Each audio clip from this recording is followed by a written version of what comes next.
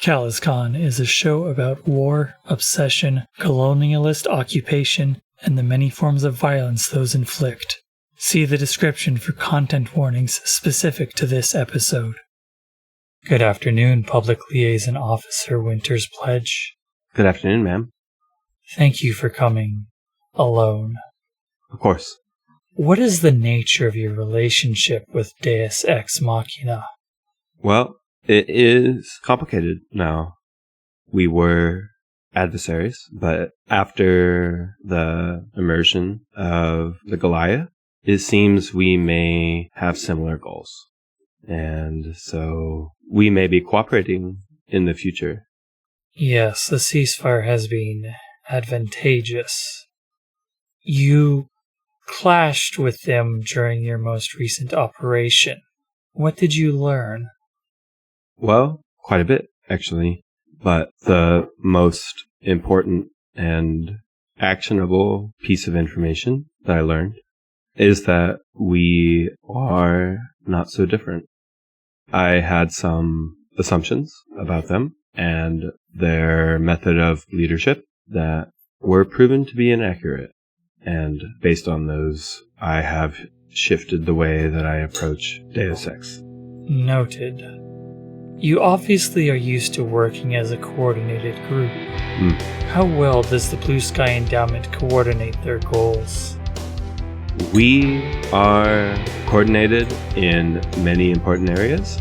We often achieve what we set out to do, more often than not, the majority of the time, I would say. There are some elements within our squad, within our crew, that conflict, but that is just the nature of kind of work that we do. Generally speaking, we coordinate quite well. Noted. Now tell me about Calaz Fighter.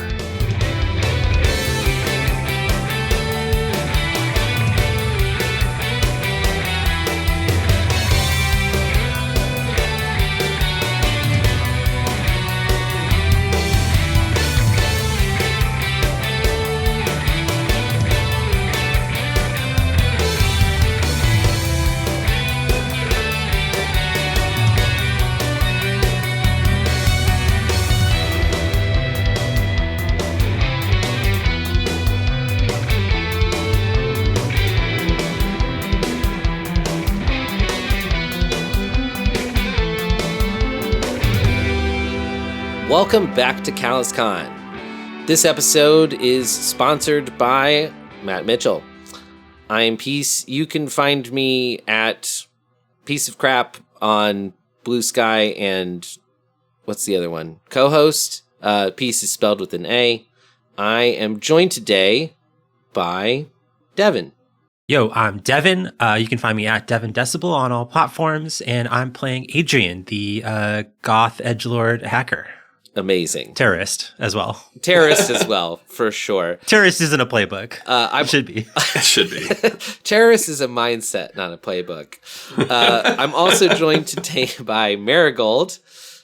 Hi, I'm Mary. My pronouns are AM, and you can find the games that I write at braverun.itch.io. And today I'm playing Winter's Pledge, The Hive. Incredible. I'm also joined today by Lauren. Hello, I'm Lauren Peterson. You can find me on Twitter at DM_LSP. And today I am playing everyone's favorite murder priest, Calico Brave, the Forewarned. Certainly our favorite murder priest. And last but certainly not least, we have JPG. Hi everyone, I'm JPG. You can find me on all social media at SpeakerJPG. And I am playing the officer, Koa Voltus. And he's everyone's favorite emotionally available zaddy. Maybe too emotionally available. Maybe too emotionally available. But, you know, can you be too good? Yeah. You can support this show by heading over to patreon.com/CalazCon, where you can find exclusive rewards. And with everyone introduced, we're going to go ahead and get started. So, Quite an eventful legislative session has occurred since your downtime concluded. Major talking points of the downtime include, most relevant to you is the fact that we, the DFS being we, are now in a state of ceasefire with the Jovangelian Empire forces on the planet for the time being. The reason for this has not been made public, but as one of the DFS's, main squads here on the planet, Havoc has let you know what is going on. The reason for the ceasefire is, again, not publicly stated, so you are not to share this information. This is considered classified. If this leaks and it's traced back to you, it's not going to be great. But something that might not entirely surprise the group of you given your last mission. Do you remember that giant cannon that Calico almost murdered Koa over? Boy, do I. Rings a bell. Yeah, how can I forget? Okay, all right. So it turns out that is just a small part of a super weapon that the CalazCon people have been working on. The existence of this super weapon was had something to do with pizza and Tempestia. I'm not privy to all the details, Havoc says. But long story short, CalazCon has some sort of incredible secret super weapon that we've recently been made aware of. The imminent threat to everything on this planet that super weapon proposes is what has driven us to a ceasefire and truce for the time being with the Jovangel forces here on the planet. Now, you're coming up on Gala Week here at CalazCon, and there are rumors that something to do with this super weapon might be happening towards the end of the celebration week, and because of the that, super weapon gala. Right, exactly. You are all familiar with Spencer Holiday? Why don't you remind us? Sure. I can give you a quick overview of Spencer Holiday. He's a big-name fan who's made his reputation by attaching himself prominently to the right coattails and always being near whatever fandom drama seems most prestigious. He's not above stirring the pot a bit if things get quiet, and he's not concerned about who gets hit with the fallout. But if you need to know the gossip, the history, the beefs, and the hookups, no one has their finger as firmly on the pulse as Spencer. Spencer is also actively beefing with your representative, Gishlak Nil, because they are both big CalazCon nerds, basically. And is the most bullyable of the legislators? Yeah. Gishlak is one of the other things that came out in the legislative session, of course, is that Gishlak is a prolific Calazar fanfic writer who is operating an army of sock puppets and alt accounts a la Ms. Scribe, for those of you who are familiar with ancient internet drama. And I think Spencer is one of their main sort of opponents in the narrative, the real war, in the narrative that Gishlak has created for themselves. So anyway, Spencer, in addition to being a big name fan, has been doing reporting for the CalazCon News Network during this convention. So that's sort of how he's been. You guys have been to cons before, right? In real life, you, the players, have. You know how yes, you'll have those people going around the con and doing interviews and stuff, and they show highlights at the end of the day on the big screen. I think that's basically what Spencer's doing, except it's probably better produced because CalazCon is $1 billion venture that takes over a whole planet and stuff. So Tempestia is hiring you to get close to Spencer at the party at Hall H. You guys may remember Hall H as the site of Koa and Adelaide's daddy-daughter song and dance thing that you did for a collect action once, as well as the place where Lauren made contact with your resident fixer whose name I definitely know and have never forgotten. I knew it the whole time. It's paid promotion, of course. So it's an area that, all 4 of your characters are familiar with and have spent some time in. For this gala, this is an outdoor party because I don't know if you guys remember, but the stage that Koa and Adelaide performed on was like an outdoor stage. Okay. The presentation stage has been converted into a big dance floor, and then all of the little huts where they were doing they're little freestanding rooms, to go with this sort of outdoor mall vibe that are where panels and stuff are being held. Those have been turned into little snack stations, and one of them is a little bar, and one of them has props and cameras to do cosplay photo booth stuff. There's a viewing room where they're going through all of the most popular CalazCon OVAs. That kind of vibe is the party that's going on at Hall H is very CalazCon nerdy. But it is also, again, drawing on, I know a lot of us, if not all of us, have been to real life cons. There's usually a big prom style formal dance at least one night of mini cons I've been to. And that, again, is sort of the vibe here. Some people are going to be coming just, in dress clothes. Some people will be coming in costume as characters. A lot of people are going to be coming in costume as characters, wearing those characters' formal wear from the one episode where, they get court-martialed or whatever. Your job, your mission is to get close enough to Spencer Holiday that you can clone or steal his CalazCon badge credentials without being detected, bring them back to Tempestia, who will then use them to access information on the superweapon. Is that pretty clear and straightforward? Yeah. So we need to mug a nerd. Yeah. Without him knowing it. Basically. It's more like you need to pickpocket a nerd more than mug him.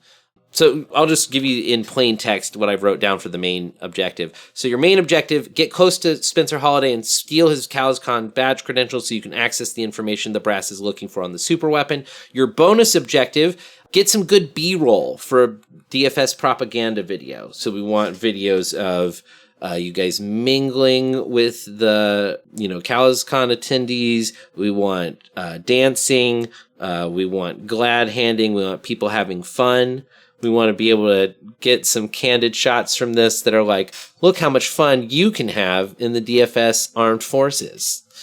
These are our top diplomatic agents, the Blue Sky Endowment. That sort of thing.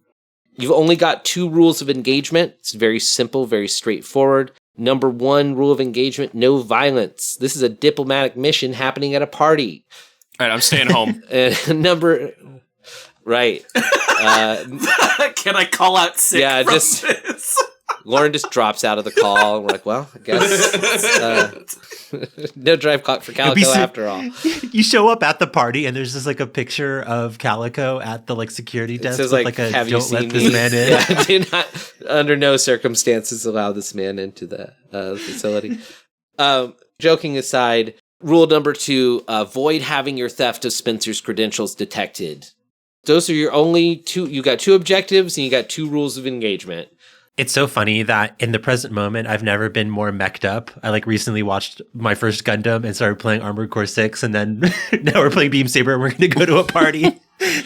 Yeah. It's part of time. I'm sorry, folks. I didn't, No, I'm for it. I just think it's funny. So I guess the number 1 thing that I think it's most important for us to establish is what do the formal wear for each of your characters look like, right?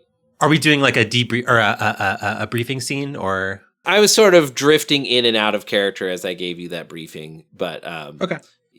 This is the information that Havoc basically gets across to you. So I did say, are we going to mug a nerd in character? Yeah, and I do think that Havoc's response was well, we'd prefer that you pickpocket the nerd. do we describe what our party outfits look like now, or are we gonna, as guests of honor of the DFS, be making like a red carpet appearance? I think the second one sounds more fun.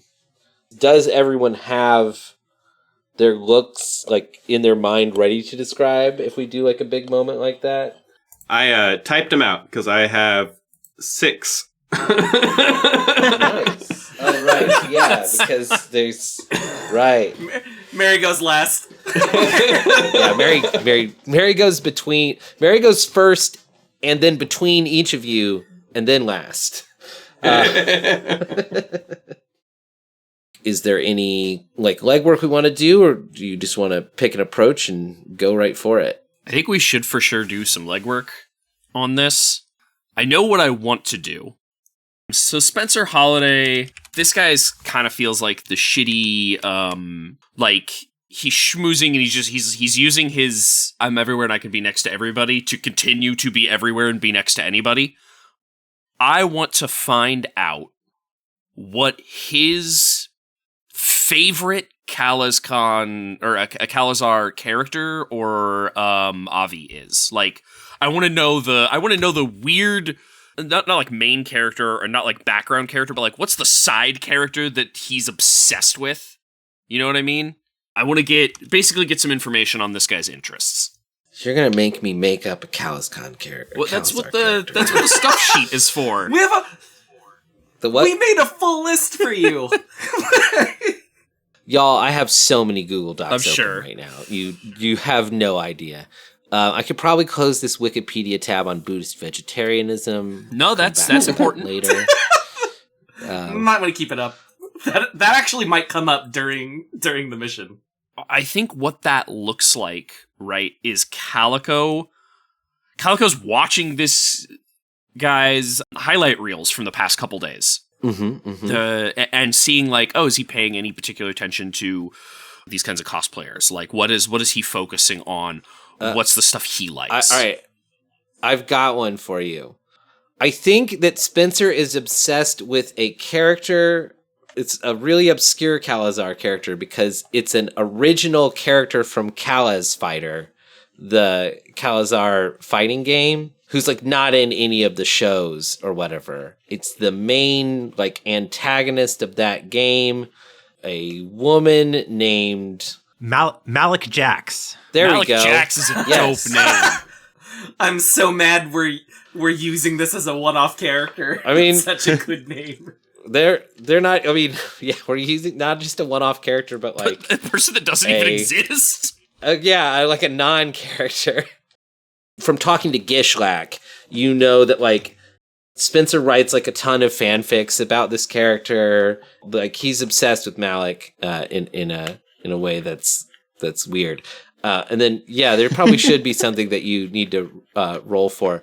Can I propose? Well, I don't know if this really counts for legwork, but here's my proposition. Calico is going to spend as much time as possible learning how to play and beat Malik Jax in Calaz Fighter. Yes, right. Because one of those little side rooms is going to obviously be like a gaming room full of multiplayer Calazar games, right? And in Calaz Fighter, obviously there's going to be a Calaz Fighter tournament, and obviously Spencer mains Malik Jax. It'll be so. If I have to, let me just pull out this weird skill I developed. Devin, get another Gundam name. Oh, yeah. Does your biocomputer... Yeah, give us another Gundam name, Devin, so we can choose Lauren's main here. Does your biocomputer make you better at, like, fighting games? I 100% think it does. Okay, I'm into that. Well, I don't know what we would roll for this. I'm not even sure what the, like... You know what? It feels like study, which I'm actually really bad at. Yeah.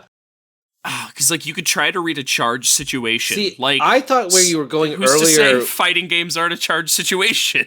I thought where you were going earlier with the cosplay stuff was that you were going to try and find like the most prominent cosplayer of that character and get them to like go on a date or seduce Spencer or something.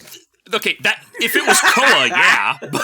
All right, fair enough. But this is Calico was told no violence and immediately started learning how to play a fighting game. It's just open season on Koa. Poor Pops. Okay. I mean, yeah, whatever. The way the Beam Saber works is you tell me which action you want this to be, and I'll let you roll it. But, Lauren, may I make a suggestion? Yeah. Okay, first and foremost, I just wanted to say I love that you found a way to be violent in a non-violent scenario. Right. I'm very excited for this. But number two, in my opinion, when you survey, you observe your surroundings and predict outcomes. And when you are in fighting game tournaments, you have to be able to predict outcomes. Yeah, this is spotting trouble before it happens, discovering an attacker's vulnerabilities. That to me, that's survey. Right. So study is like when you meticulously examine details for better understanding. You might read technical manuals to find a weak point. I think this is just like the difference between different kinds of fighting game players. Yeah, exactly. So it's like, and it seems like, you're going to learn more by observing and feeding data into the gate. Into the gate. And so I think the survey does make sense because it's maybe Calico's not even playing. Right? Yeah, maybe.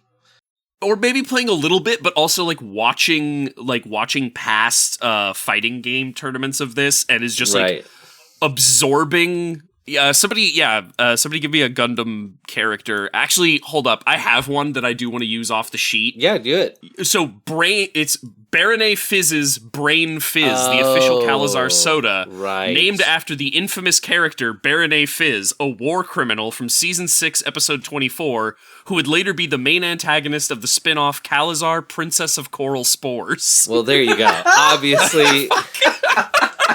Jesus Christ.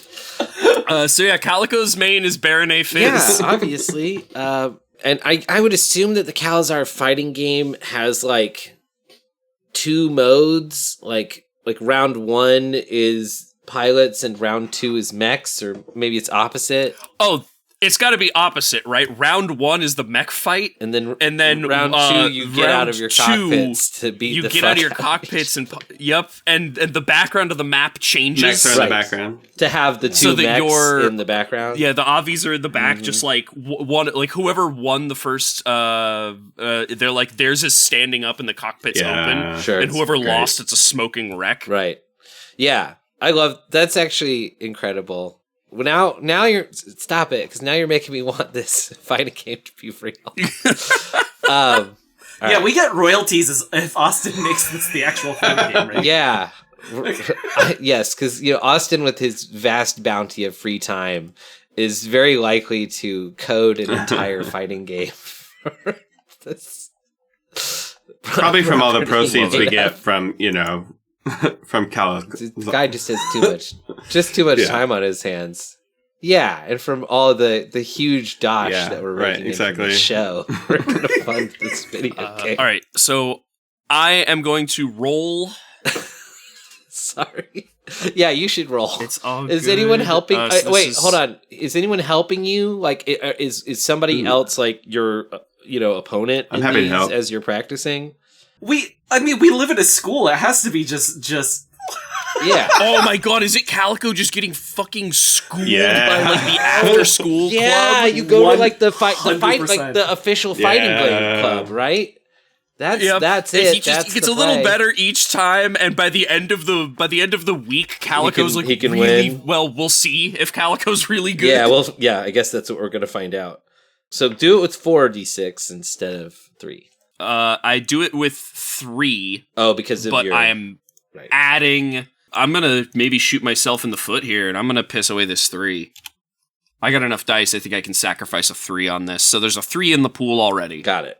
Pissing 3 away. Oh, perfect. That is perfect. Oh my god, is that a for those of you who are audio only, this is a critical success. That's a 6, a 3, a 6, and a 3, which that's kind of weird. But Calico's just really good at Calaz really Fighter. Fucking good at Calaz Fighter. I think you can beat anyone if you're playing Baronet Fizz. I don't know that you are as good at every other character. Well, I guess with a critical, maybe you have an idea. enough fundamentals. It's just like a deep understanding of the game. Yeah, go ahead. that even if Fizz gets like banned or something. I was gonna say, what if you learned like from these people that Baronet Fizz is a specific counter to Malik Jax? There you go. My and God, that's why you became a Fizz main. that's why I became a Fizz main, because she counters Malik Jax. I like that a lot. Love that. Thank you, Devin. That was a great suggestion.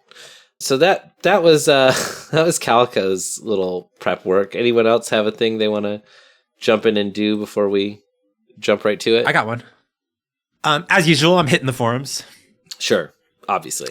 This time I am looking into the like CalazCon like journalists program for like fans to become reporters. Sure, like what Spencer did. Yeah. I want to see like what kind of tech or what kind of like protocols go into these. What was it called? Like these interview segments, or no, the credentials. Like, what does that look like? Okay. Is it like a physical thing, a digital thing? I don't even know if I think that just because of like your background in your playbook, Adrian, like if I'll give you like the surface level stuff that you wouldn't even need to roll for, and then if you want something deeper, you can roll for it. But here's what you know about the badges. So each of the badges has like a unique number, like a encryption key associated with it, right? Your badge has a number written out on it that can be used for manual entry in like extreme circumstances if something's wrong with the technical side of the badge. But more than that, the badge itself is like a near field communications device that you can physically like pass over things to do things like open doors or tell the lunch robot to give you a lunch, or you can use your encryption key to like access whatever level of clearance you have for data on the like private servers for the event organizers and stuff like that. So that's why Holiday's badge is valuable, but it's also why you could conceivably clone it by getting its NFC signature and its physical number. You could conceivably create a duplicate, especially you specifically, Adrian, have the technical know-how if you can get that data to create the fake badge that the brass is looking for. And they're not necessarily looking for one that passes visual inspection. They just need it to have the right numbers and the right NFC code, right? Yeah. So that's what you as a seasoned hacker already know about CalazCon badges. If there's something else specific you wanted to find out or like deeper than that, I'm happy to do rolls and stuff. I don't think I need anything deeper than that, actually. Yeah. It didn't seem fair to make a seasoned hacker roll for what is like probably just like in like a pamphlet somewhere, like in the FAQs, like how does my CalazCon badge work? Anyone else? I have one. Yeah. I want to kind of get a feel for who is attending this event as far as like journalists and the people who will be making the videos at the end, and sure, so the photographers and interviewers and all that. And I feel like that's not hard information to find. So what the real thing I'm trying to do is talk with them beforehand, like do kind of like a meet and greet ahead of time. You want to do some like priming of the. Do a little schmoozing ahead of time. Yeah. I want them to already like us when they show up, and, so they already know us and are looking for us when we get there. Yeah, I think what you're describing sounds to me kind of like textbook consorting. Yeah. So, you start with 2 dice in consort. If you can think of some way one of your fellow pilots or the NPCs that are attached to BSE could help you, I'm happy to hear a pitch to that to give you an extra die. Okay. I think I'll ask Calico to go with me because everybody saw him punch, a villain on, and that I think that would help lend like credibility. Well, not credibility, but like. No, yeah, I get it. I think he's one of the more well-known of us. Yeah, I would say I think Koa has kind of more of a public face than the 3 of you. He's sort of the poster boy of the Blue Sky Endowment, if there is one. This is perfect because I wanted to focus on the B-roll as well too, so this is great. Gotcha. Oh, I see. This is prepping for... Yeah. I gotcha. I somehow missed that detail. Perfect. So it sounds like Koa, you are down to help. Koa. That's what I meant. Mm-hmm. Yeah. Koa, you're down to help Winter with this? Yes. Cool.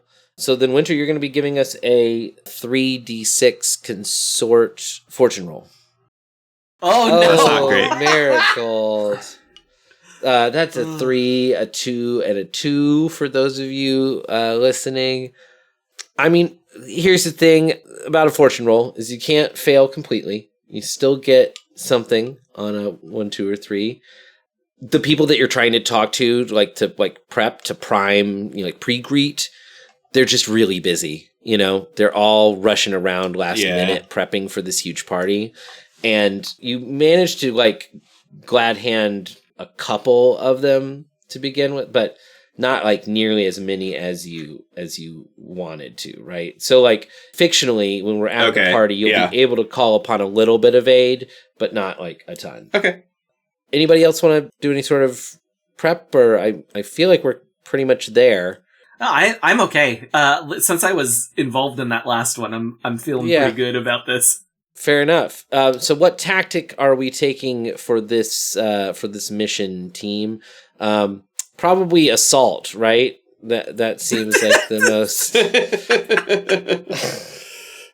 So Guns out, I buns did out. have an idea. Yeah. Go ahead. Do we just show up as the Blue Sky Endowment, full on coming in our Avis? There's a place for us. We're not there's probably Avi huge parking at this place, right? It's a big fancy mecha ball. Yeah. But also with weird fandom based around it. So Sure. There's gotta be mechs and capes somewhere. Avis and capes somewhere. For sure. Mech Valet sounds really funny to me. Mech Valet does sound really funny. I imagined it you know how in every Fast and Furious film, there's that one scene where they show all the cars, and then they're sexy ladies, and then there's there's flames on the cars, and but that's how the outside looks like, right? Yeah, right. Okay. Yeah, because all these people have their Avis parked right outside the and it's gate. Some and Japanese pop techno song playing in the background. What if there is a specific street that is cleared for mechs to walk down like a red carpet, but it's a mech red carpet? Right. Yes, that's great. So you walk yourself down the mech red carpet, and then you walk your Avi over to the parking lot. And I think the funniest element of this would be because this is an outdoor space that they've turned into the party venue, right? So the parking lot for the Avis is only separated by a 4-foot high hedge.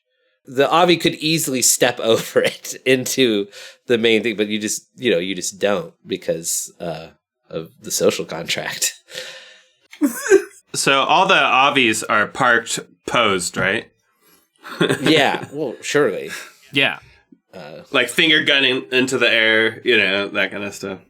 So my pitch for how we do it is social. And we just enter as the Blue Sky Endowment and try and make ourselves look as big and fancy and inviting as possible. So this guy wants to rub elbows with us. Okay. And then once you get close enough, somebody just does the damn thing, essentially? Well, I think we have a lot of plans at this point for how to deal with this guy, right? There's so much, I could go challenge him to there's tons of find a way to challenge him to fighting. We can talk him up, sneak around. I think we need more information on what the party's going to be like. Yeah. But I propose we just enter and be the big damn heroes we are. I agree.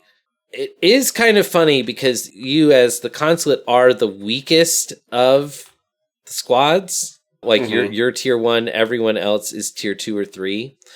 But as a consulate squad, you do a lot more PR and public facing stuff than the rest of the faction does. And so because of that, you very well might be one of the more famous squads in the DFS occupation. And also several of you, not all of you, have been pretty active in the Calazar fandom, right? Especially, I want to say Calico and Koa have had been making a splash. And doesn't Edrian have some kind of sock puppets fandom drama accounts too? I remember you trying to start like an Adrian bad vibes ship. Oh yes, I vaguely started this, but it didn't go anywhere.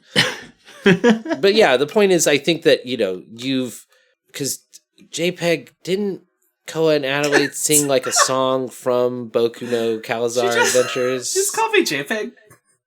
Yeah. Oh, sorry, JPG. We had a friend in college who had the same initials, and we called him JPEG. It was just I've been resisting the urge to do it the whole time, and this is the first time I slipped up. Oh, that just means we're friends. Thanks. But yeah, didn't you guys sing like a song from one of the Calazar animated series? Yeah, so it was. Oh my god, because I made up the Bluey My Hero Academia. It's the Boku no Calazar Family Adventures. Yeah, that's right. And so anyway, so what I'm saying is that not only are you known like as, I guess, military heroes, and wasn't your like very first mission was helping the Hive, which is a Jovengel squad.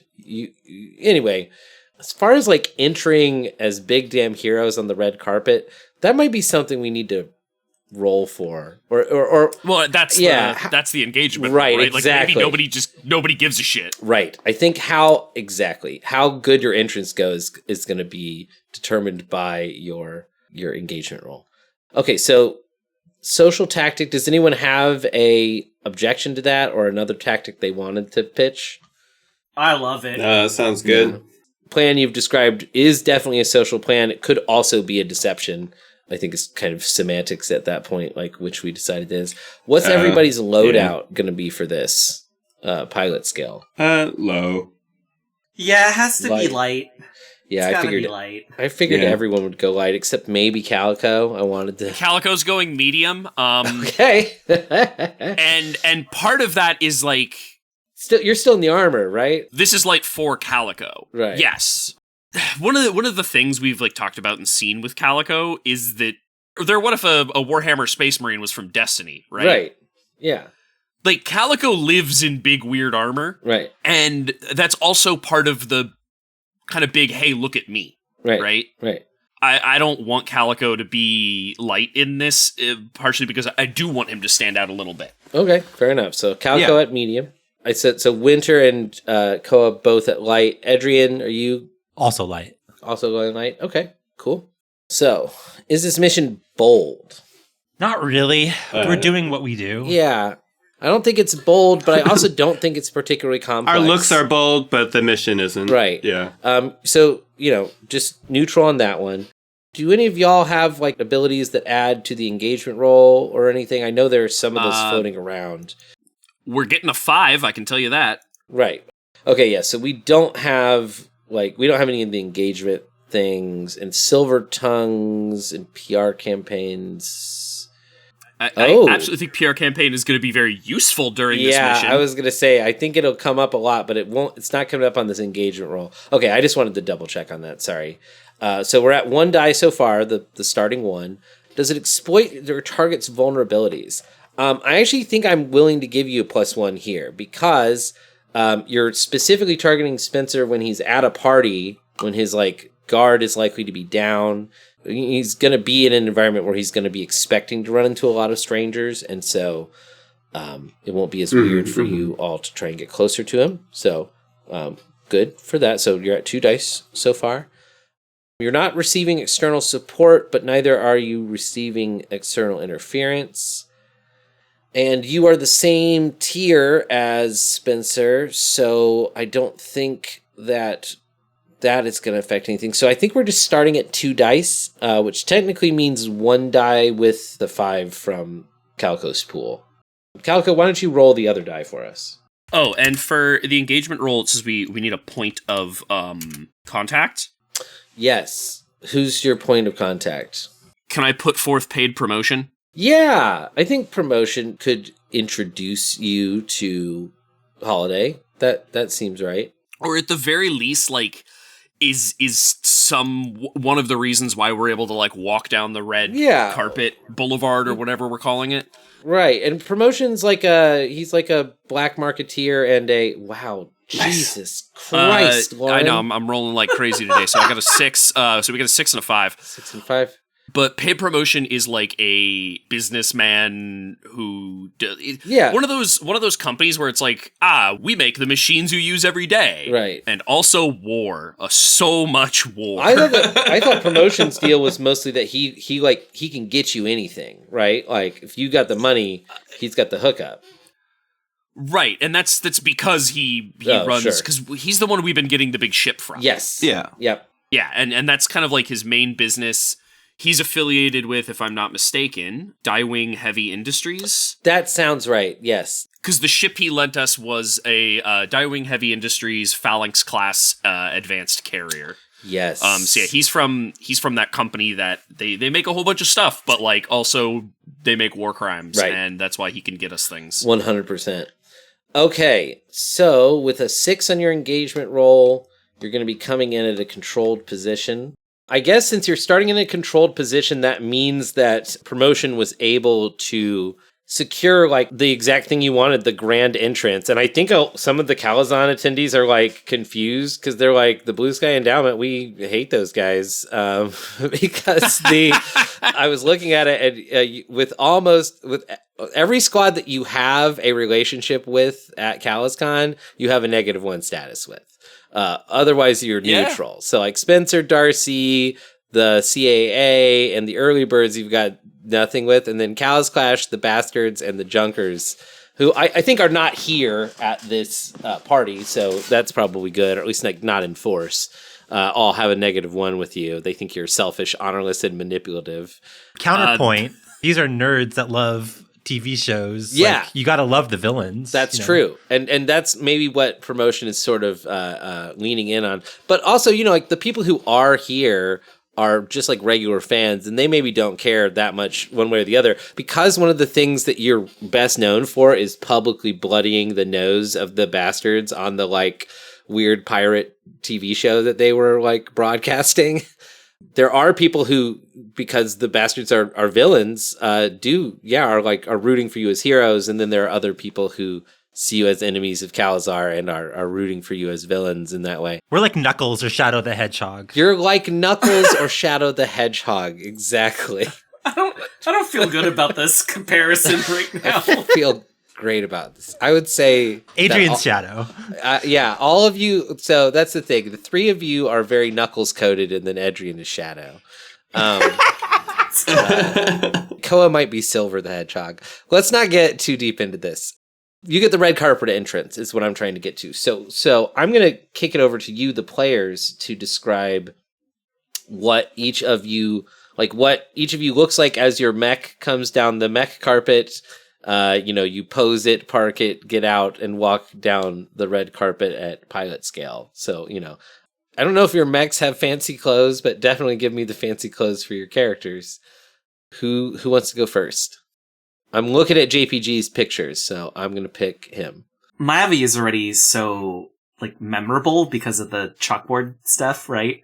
Sure. It's definitely kids' favorite, so what I did was Adelaide's class made me a cape for it. Beautiful. But it's, very obviously children-made. Do you remember in preschool when you had to, do the quilt pieces and then your teacher, stayed up all night and sewed everything together? I don't remember that. No, but I can picture. Is that not a thing? Is this not a thing? I feel right now what you're feeling is the experience I felt when I was talking about Skittles to my friends, and I was like, yeah, you know how when you eat too many Skittles, like a whole bag, and then your throat kind of starts to feel like it's closing up, and they're like, oh, you're just allergic. You're allergic to Skittles. And I was like, oh, that actually explains a lot about my childhood. Yeah. I feel like you're getting that same reaction right now. Oh, no. I put a visual reference for Koa's extremely awesome mech with the chalkboard drawings on the bottom there for the audience at home. I don't have the cape, sadly. You'll have to use your imagination for that. So you're saying like each kid made a little square, and then you sewed it all together, and it's like this giant cape for the mech, but it's like little stitched houses and dogs and stuff. Yes. My only thought was like, of course, a teacher had to do a ton of labor outside of their job hours. Yeah. Well, yeah, of course. Naturally. In every universe, teachers are undervalued, and we should do something about it. Agreed. Is the cape like obviously like, is it really, really small compared to the Avi as well? I can only imagine it's like. Oh God! I mean, now we kind of have to, right? Like at that point, do you make it like a scarf or a neckerchief or something? I like that. Yeah, they were aiming for an Avi scarf is cute. They were aiming for cape. We only had enough for scarf. For scarf, see, that's cute. That's cute. Koa's a cute character. You know, we have to keep brand consistency here. Yes, Koa is the tails. Koa is tails. This is the bit. No, of wait. the episode now, Koa's not gay enough to be tails. Yeah. No. Koa's too straight. Boo. Boo straight people. Boo straight. Everyone, calm down. Okay. Koa, but what does it like look like as you walk down? Do you do anything special? Is there like a particular pose you do at the end, or is it just you just walk the what's your mech's name? Or your obvious the tactician slate? Do you just walk the slate down and you know do the dang thing? Give me a little bit of that. One of the things that we're known for is that I jumped out of the Avi in order to fistfight that guy. Yeah. Yeah. Everyone at this party saw that happen on live television. So on my back, don't I still have that hologram generator? Yeah, if you haven't undeclared it, probably. Yeah, so I have the hologram generator, and we play the whole fight down the red carpet. Holy shit. What a flex. Okay. And then I jump out like I do when I jumped out to fight the guy, but now I'm in like the officer's uniform with another cape of my own, and it's very cool. At some point you did undeclare it, so I guess go ahead and re-debut your holo projector. Yeah, so I got the holo projector on it. We're going. That's amazing. And when you jump out of the Avi, what does Pops' formal wear look like? I think I was able to get an officer's uniform. Mm-hmm. Well, like I have the officer's uniform, right? But I get like the really, really nice, you get, like the dress one. Blues one. Yeah. Right. Because the one in your art is not your. That's like your everyday, not your formal. Yeah, that's the everyday. But instead of like in the artwork, I'm wearing like a jacket. Right. And like it has like a little bit of that fur. It's a new like jacket cape combo, but it's like bright white fur, like untouched by any dust whatsoever, right? Is it so it's still just this pristine. sort of pale green color, or are you in like a white or like a deep navy or like all white? Like what's the everything. dude in Gundam? What's the dude in Gundam with the helmet? Char. You gotta be more specific. You talking about Char Aznable? Yeah, just those vibes. But obviously, I'm not as tough. Actually, you know what? I think that JPG's thinking of Zex Marquise because that's Thank you. That's the sort of Baroque. Like the Zeons are space Prussians, but the Peace Crafts are really space Prussian. So Zex Marquise feels, but definitely not as tough. Yeah, I'm loving this. So you're in the white and gold sort of variant of your artwork here. We got like red trim, like faux wolf hair. Still ready to whip out your huge collection of photos of Adelaide at any moment. 100%. Other than that, okay, and just for everyone's reference, I brought the bigger wallet with more photos.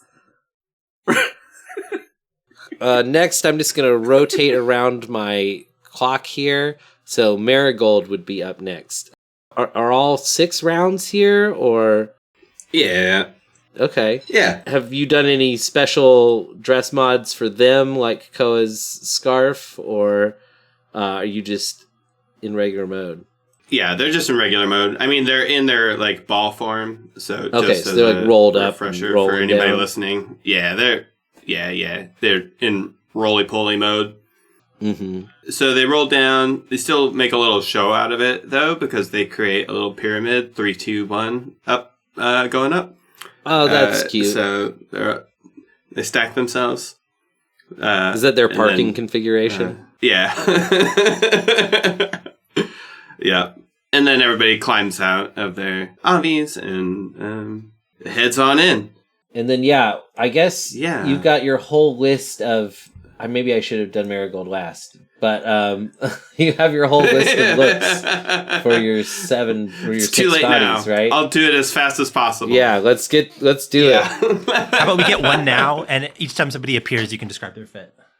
Yeah, give us like your best one for right now, and then each time you use one of the bodies, one of the new bodies, you can Okay, perfect. Yeah, that's fine. A new fit. I think that's the best way to do it. Okay, so we start with body 6, my favorite, which, as a reminder, is the artificial body with a matte black body, 4 arms, and like a holographic head.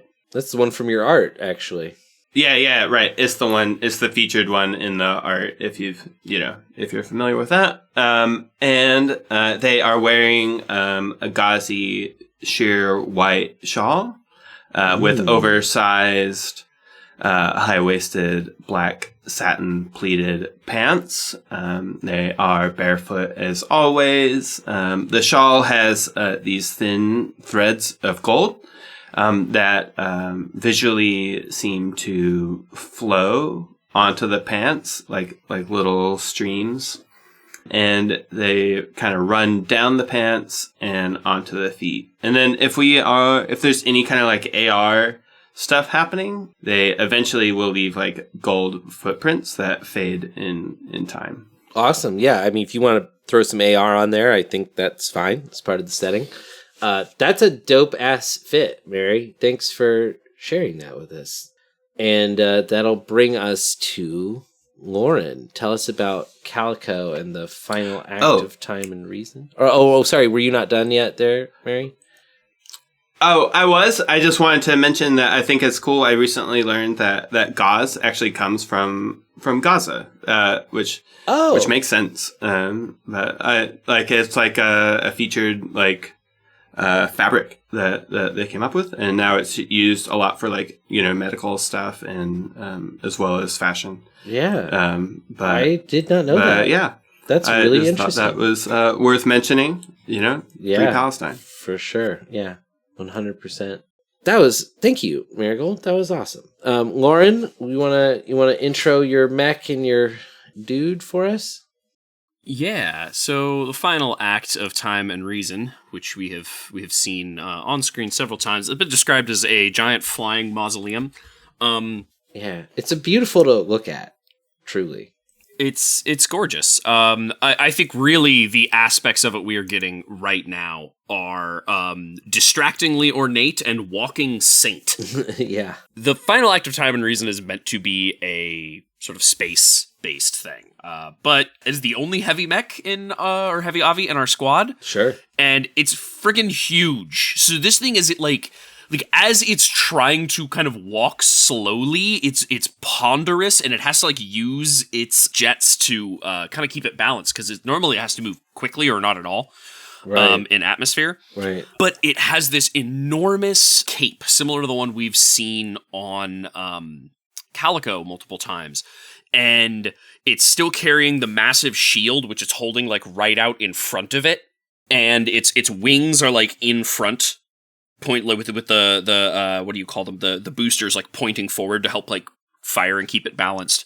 And it's got the massive shield, the cape trailing behind it, but there are these chains that are wrapped all around the cape now that have all sorts of little trinkets and things hanging off of them. And I don't think we've gotten to see this before, but we are about to, because Calico has roughly the same outfit on. This is the fortune teller's outfit, the symbol of status for his people. So as this thing approaches the sort of front kind of offloading area, it gets down on one knee. The shield is like already kind of basically touching the floor. So it gets down on one knee and the wings fold backwards, and then the shield moves to the side and Calico's just there, like walking forward as if curtains were parted. So cool. But it is the shield of the final act of Time and Reason. And Calico's outfit is I found this. Yeah, that was awesome. Elie Saab Haute Couture Fall Winter 2023-2024, a piece from that collection. So it's this like all black suit with a kind of broad-shouldered cloak that has a bunch of embroidery on the back. And the embroidery matches, in Calico's case, matches what the embroidery on the Final Act of Time and Reason. That's and cool. There's all these little cool. chains and things that hang off of it. It's like Darth Vader formal. Yeah, Darth Vader formal is exactly how I would put this. Many pieces of Calico's armor have been taken off or scaled down. The whole thing is very modular and it's palimpsest in the same way that the Final Act of Time and Reason is. Mm-hmm. So I'm medium load instead of heavy load. But again, there's all these sort of like chains and trinkets and little bits and baubles hanging off of it, which you can see on the picture of Calico. But in this case, the cape is black and silver, no longer purple. That's awesome. He does, however, still have the gold lip marking, and there is actually more gold makeup on his face now. Quite a bit more. Like there's like some options in Cyberpunk and Baldur's Gate where it's just like a large portion of your face is covered in kind of highly stylistic makeup or tattoos, and it kind of gives that vibe, like almost like golden suns underneath his eyes, and then there's like ridges above his eyebrows. Again, very pale skin, so it pops quite a bit. Sure. And just without breaking stride as that shield moves aside, Calico enters, and the Final Act of Time and Reason like boosts up a little bit and then goes and stands in its designated spot, looking enormous and terrifying. Terrifying. Have a nice day. I do have a quick question for you. Yes. Are you making this model face as you stride towards the party? Yes. Calico is always stoic, right? Like, yeah. Calico, I don't think his face has changed. I don't think it's as modelly as that, but it's definitely just like not making eye contact with people, going straight ahead, limited facial expression. I love it. That makes sense. I love that so much. It's like, oh, did I just come out from behind that shield? I guess. Last but certainly not least, Adrian. Quite suddenly, a loud ka-chunk hits the middle of the pavement of the street as it jumps in from a far distance and lands heavily. And warning for spider imagery in the next 15 seconds, loud, noisy death metal music starts playing. And it's four like leg sections, then split up into their 5 individual segments, and it just like skitters horrifyingly down the street. Adrian's fit as they pop out. The vibe I'm kind of going for here is David Tennant in Good Omens. Love it. Yeah. So big black sunglasses that are circular, blazer and slacks, no dress shirt, but like a fishnet shirt. So you can kind of see their tits. Oh yeah. And Nice. their long, beautiful hair, which we don't talk about enough. We don't talk about Edrin's hair enough. Let's take just a quick moment here to talk about Edrin's beautiful hair. Their hair is like tied back in an elaborate braid. Oh, nice. Love a formal dress braid for a character with long, beautiful hair. Like, unironically. Also, this isn't formal attire. They just wear these anyways. They're just huge black combat boots. Right. Of course, naturally. Of course. All occasions. I'd be worried if they weren't wearing it. Just for fun, I imagine they like give a shit-eating grin and like give whatever hand gesture means like the middle finger in this setting to the crowd. So I got the braids, I got the boots, and I got the sunglasses. What's the like middle part going on? Fishnet shirt and black blazer. Fishnet shirt and black blazer. What's the pants situation? Just black slacks. Okay. The fishnet shirt is a fishnet pants. turtleneck. Oh, sorry. Fishnet turtleneck? A fishnet turtleneck is incredible. I love it. Very strong. Is it like a de-stressed like fishnet turtleneck? Like, does it have like built-in snags and stuff? No, I think Or is it it's uniform? clean and it's clean and uniform. Okay. I don't know how I feel about that, but I was on board with fishnet shirt. I'm not sure how I feel about fishnet turtleneck, but Well, it's fine. You don't have to feel any way about it. that's It's just true. I exists. don't. I love it. I'm just a vessel. That's awesome. That's Look, we're all living in the four- future here. Yeah. That's all 4 of our pilots and their avies introduced in their formal wear fits. And you all make your entrances. You come into the party. So basically, we have like our main stage here. And then we have these other little buildings that are like around it. You've got your main dance floor is the big yellow circle. And then you have these little buildings that are things like, one of these is the bar. One of them's the video game pavilion. One of them is like a viewing room for OVAs and things like that. I want to leave space for you guys to invent purposed rooms as you need them, right? Before the party, these were the little buildings where panels and things were being held. Coming in a controlled position, I suppose I should immediately give you eyes on Spencer.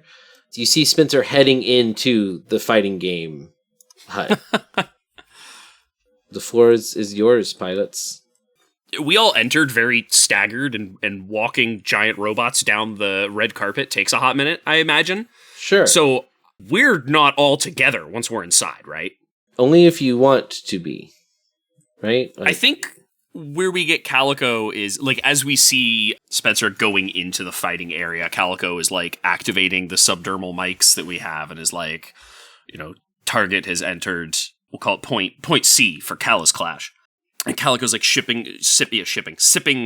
He's in the shipping corner, sipping from a champagne flute. So try say that 5 times fast. Holy shit. Wow, he's in the Oh my shipping God. corner sipping from a champagne flute? Yes. Is that what you said? Why is I stuttered. I stuttered What over a- my words. I meant to say he's sipping from a champagne flute, but I said Yeah. he's shipping, and I realized Yeah. that's probably a thing that's happening here. Yeah, I see. Yeah, new vocal warm up. The shipping building, the building where everyone hangs out and talks about shipping. It's the Right. designated There's probably section. such a there's an author who like wrote a book on shipping theory or something, like some total bullshit thing like that would be here, and Absolutely. people are like crowded around them, and Calico's like kind of standing there watching, There's sipping a- some champagne, towering above everybody. Calico clearly needs some sort of manic pixie dream person to fix them. Clearly. Oh my god. If we only had more time. This would be my new obsession. Too bad we don't know any of those. So yeah, Calico just like makes a note. Target's headed into point C. We've discussed this fighting game plan a little bit, right? I think so. I absolutely think it was probably Calico's proposed plan, but I don't know if it was the plan, right?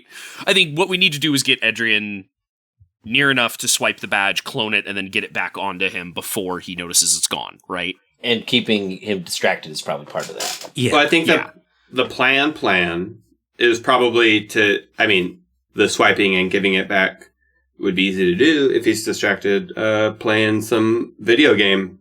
Well, Right, Also, so maybe this is it. The first part is get him to play a game against Calico so he's distracted enough for someone to swipe the card.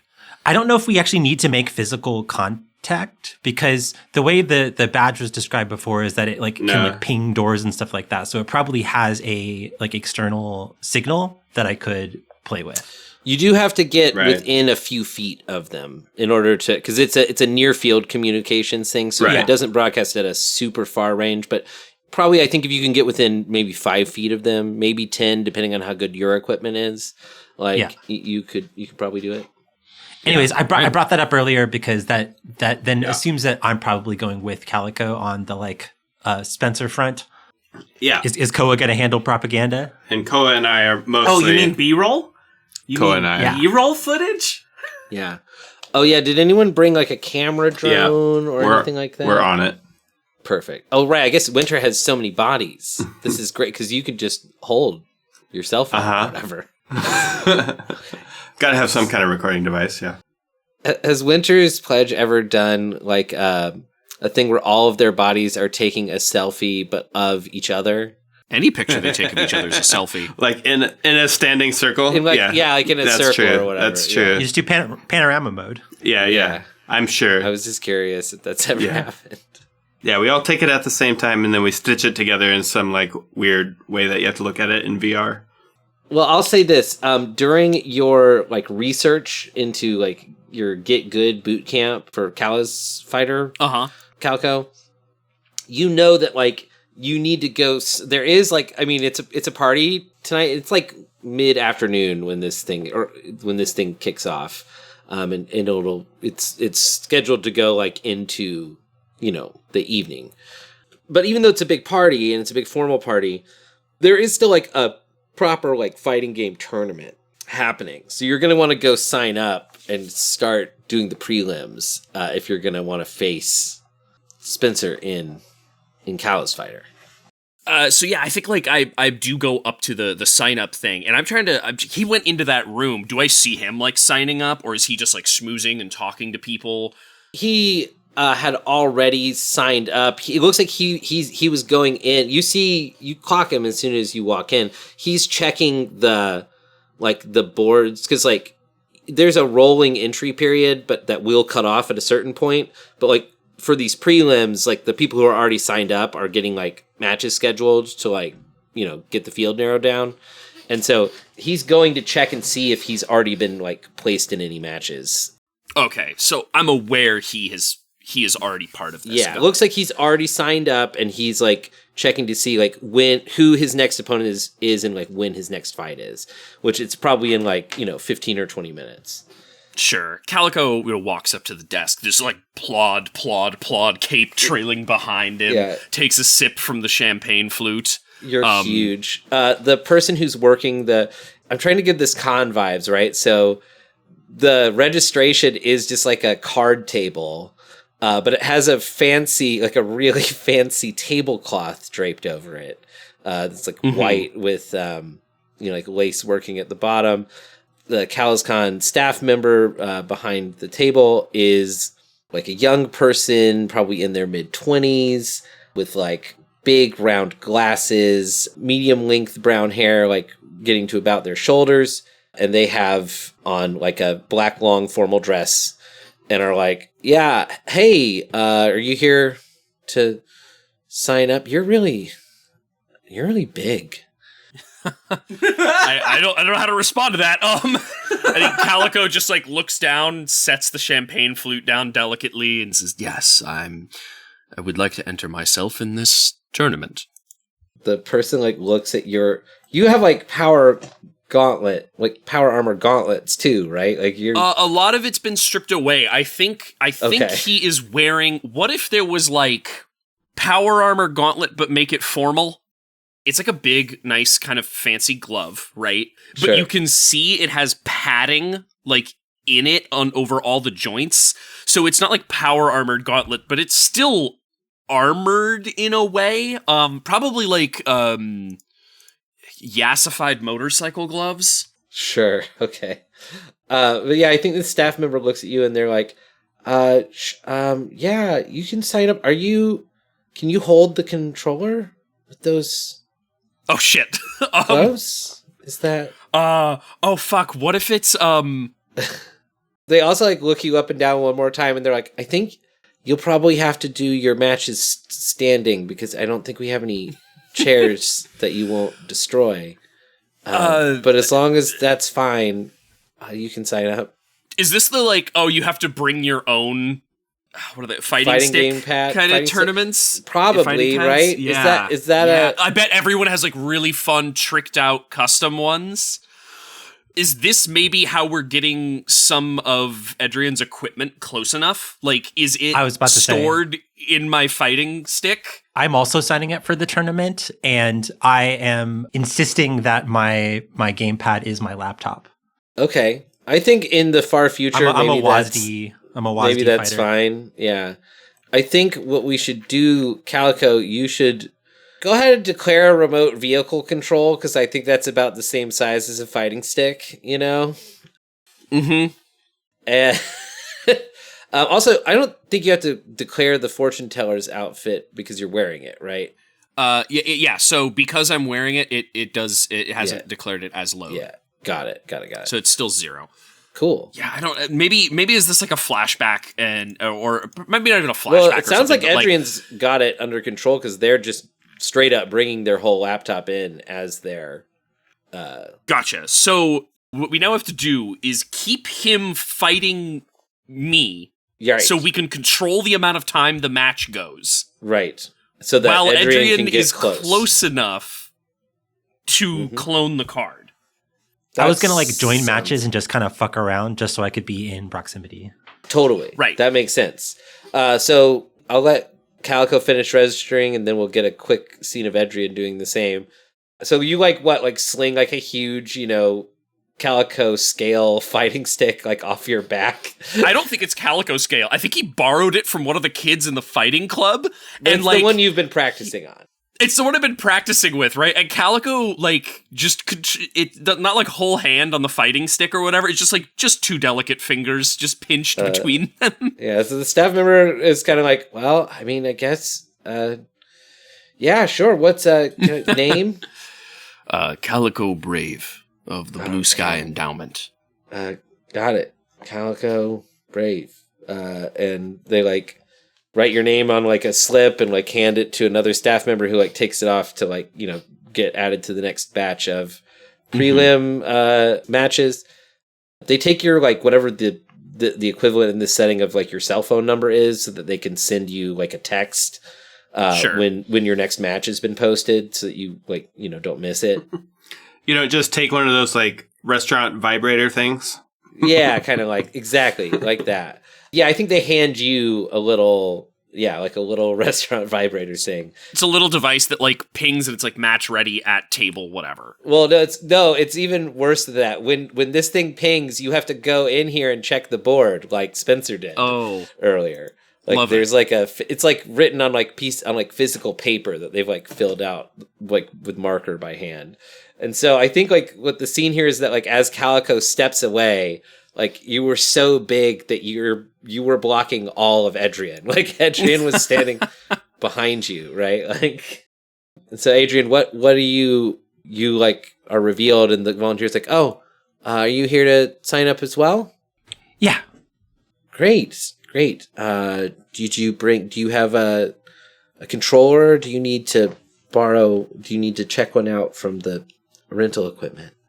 I'm good. And I tap the messenger bag that I have slung over my shoulder. All right. They nod and they're all right, cool. Name? Let's go with Belphegor. Belthag. How do I spell Belphegor? Is it spelled the normal way, or is Belphegor? Oh, with a PH. Okay. And one of the old Earth demons. They write it down and hand it off to a volunteer like they did with Calico, and then also hand you one of the little restaurant pucks, vibrating pucks, and are when this buzzes, come check the board to see when your next match is. How big is this area? How big is the fighting game room? Yeah, I'm just trying to figure out what I need to do to make sure that I can be within. I don't know, proximity. I'm not good at estimating dimensions feet and stuff, but I'll say that I think probably 50 to 60 people can fit in here comfortably. Some of those being spectators, I think you could have up to maybe 10 stations set up for the prelims, right? But yeah, I think there are 10 stations, so 20 people can be playing against each other at once, right? Gotcha. 10 pairs of two. Does that answer the question? Yeah. Yes. And cool. My intention here, I don't know if I have to do some hacking to achieve this, but I want it to be one of Spencer's first matches, so I can make a point of contact between my device to start doing the copying. Sure. That sounds like a good idea. The only obstacle here is that they're not on a networked connection, right? They're just running this off of one laptop in the back. If you can somehow get access to that laptop though, 100% you can, I think you can influence the random number generator to have yourself get matched up against Spencer. Okay. So you're saying this is more of a physical thing that I need to just get my body in position. Yeah, or if you can find a way to like maybe, you know, their Wi-Fi is probably turned on. Like you might be able to find a remote entry point, but it's not like on the internet, if that makes sense. These con volunteers have like an Excel sheet open on a laptop, like on a table behind them. I imagine we're doing a bunch of like Bluetooth kind of stuff. Yeah, okay, yeah, you can probably get in through the Bluetooth. That makes sense. They probably have the Bluetooth on because before the event started, they were probably like listening to music as they were setting up, right? And they had it connected to the speakers. And now the speakers have been put away, but the Bluetooth, they forgot. Well, maybe we do a roll to see if they forgot to turn off the Bluetooth access or not. This sounds like probably interface, right? Yeah. Do you want to do anything to get extra dice or? Let's see. No, I get 3 already for. You start at interface. 3. Yeah. You want to push? You don't feel the need to push yourself or ask for help or a collateral. I don't, but I am using my, I think, fine coding program probably. Probably. That makes sense. So I don't know if that gives me increased effects. So that'll probably give you better effect, I would imagine. Yeah. Oh, you would be at controlled great for your effect. 5. It's a 5 and a 2. Okay. 2 5s and a 2. So they did leave their Bluetooth on, and you're able to like pop in, you know, create a little back door using their Bluetooth. What you find is that because he's already scheduled for a match and your first match hasn't been scheduled yet, you'll have to at least wait until he wins the next one. And it's not like single elimination at this point in the prelims yet. It's like you're trying to build like a cumulative score. Yeah. You're going to all fight like 10 matches or something, and the like 16 people with like the best records. Can I add a little extra beneficial detail from the great effect? Yeah. I'm imagining there's like an odd number of people, and I manipulate it so that works in our favor to have Calico face off against Spencer like the maximum amount of times. Got it. Okay. So yeah, maybe like you make it so that Calico is going to have to face Spencer twice instead of once in the prelims.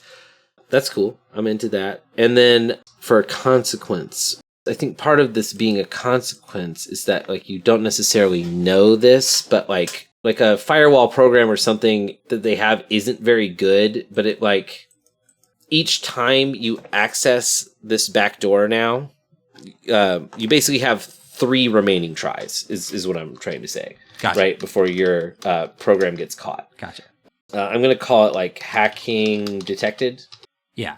But I mean, if I can get in and stay in, then I'm probably right. Well, like each time you change something, it'll tick this clock once. Is I think what we're gonna do for the mixed success, right? Like, gotcha. So you changed it so that like Calico's gonna face Spencer twice in the prelims instead of once, and like that's one change. If you want to make sure that you're the next person, like in once you finish your first round, if you want your next fight to be against Spencer, that would be like also one more, and so that'll put you at 2. Got it. And then, like I said, you have like one more that you could do totally for free, and then like if something extreme were to happen where you're okay with them finding out that there was like foul play happening, you could do that 4th thing, right? Well, the best thing about foul play is then they'll suspect cheating, not political espionage. Exactly. And that's part of why this is controlled too, because like even if you fill this up, there's like potential ways for you to spin it as maybe good for you, right? So, or at least not bad, maybe not good. But anyway, cool. I'm going to check back in with the outside team for a minute here before we continue on in fighting game world. It's always wild to me what we end up like settling on as like the thing of each mission. It's never what I thought it was going to be. Winter and Koa, what's going on out here with B-roll squad? Koa, I have a question for you real quick. I think one of my bodies is walking around with you, like kind of arm in arm kind of a situation. Which one is it? You know who my favorite one is. It's the tall lady. Yeah, the tall lady. Good. That was the one I wanted to describe next anyway. Is that body 3 I believe or body it's round 2? 3. Yeah, body 3. Okay. Yeah, give us body 3's current formal wear look. Amazing. So just as a reminder, they are a femme presenting big, strong person. and they buff lady. are wearing, buff lady vibes. Black evening gown with a corset top and a billowing accordion skirt that trails behind them just a little. The skirt ends in like an 8-inch band of gold that throughout the night will slowly seep up the dress as if the bottom of the dress was soaking in liquid gold. And is the rest of the dress is black? Yeah. Okay. So it's going to slowly like seep up the black. Yeah. You know, like if you stick like a paper towel in like... Right, like capillary action. Yeah. Right, exactly. That's what's happening. So it starts out like as this even gold band. Is it going to get slowly uneven over the course of the night? Like as it creeps up at different rates, or does it rise at like a consistent? No, not consistent. That's a dope ass dress. That's like some Hunger Games shit. We needed B-roll, right? Yes. In every spy movie that I love, there's always like a beautiful femme-presenting person just like in a flowing dress, and then there's a dance scene in order to distract everyone. Sure. This is it. This is how we're going to buy even more distraction time for the inside team. So you're hitting the dance floor. Yes. Yeah. Beautiful. I'm so glad I put that there for a reason. It's one of those ones where, like, you know, it's where everybody stops dancing and they look at us. Right. Awesome. Yes. Let's do I think there's got to be some kind of role for that. some news for you. Oh. Yeah. What? Yeah. News. I want to hear news. Oh, for Koa, Body 3 is leading. I hope that's okay. Oh, 100%. Like, if I wasn't if I wasn't the liftee, but the lifter, I would not be having fun. Yeah. Yes. That's amazing. Yeah. What do we think this is? Is this... Yeah, I thought so. Is this prowl? Is this prowling? Or finesse? Consort, or is this maybe? Is this commanding? So I guess it just depends kind of what... Because it's not about it's about what action you're taking, right? Are you commanding their attention? Are you... Yeah, I would say I would want to command the attention of everyone, right? Sure. That's what okay. I was thinking. I kind of like this. All right, so I'm going to create a 4-step clock. 6-step clock. Technically, though, called I do have to, like, sway could probably work for this as well, because swaying. Any of them could... bad joke. Bad joke. Yeah. Hooray, joke. Okay. I think sway does actually make sense here. Either one, I'm fine. If your goal is to get people to like you, sway. And if your goal is to get people to look at you, command. That's what I think I'll break it down to. Okay. Well... Okay. Who's rolling for this, though? Because I'm not leading. Well, it was still your idea. Like, even if Winter is, like, the lead in the dance partner sense, I think you are more than... You know, it's your action. I would imagine that... Winter are you saying that I'm really in charge? I'm saying that...